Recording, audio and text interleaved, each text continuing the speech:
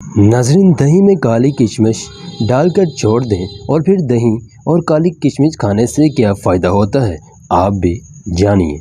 नाज़रीन, गर्मी के मौसम में तो दही का इस्तेमाल वैसे भी बढ़ जाता है। कोई लस्सी बनाकर पीता है तो कोई उसका रायता बनाता है, किसी को लस्सी वाला लाल शरबत पसंद होता है तो कोई दही में ही बिस्किट डालकर खाने शुरू कर देता है।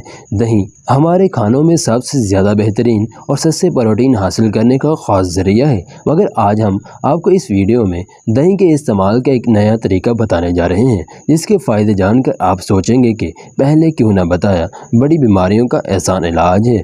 नाज़रीन, टिप नंबर 1, कप दही में 3 काली किशमिश डालें और इसको रात भर ढक कर रख दें। सुबह नहार में इस दही को खा लें और किशमिश चबा लें। इसका फ़ायदा क्या होगा? जब लोगों को पेट दर्द, कब्ज़, मतली की शिकायत रहती है, उनके लिए यह दही सबसे ज़्यादा मुफीद है, क्योंकि दही में मौजूद प्रोबायोटिक अज़ात पेट में से इजाफी फाजिल मादों के अखराज को यकीनी बनाते हैं। टिप नंबर 2, 1 कप दही को ब्लेंडर में डालें और इसमें 4 काले किशमिश डालकर ब्लेंड करें, फिर हल्का सा काला नमक डालें और खा लें।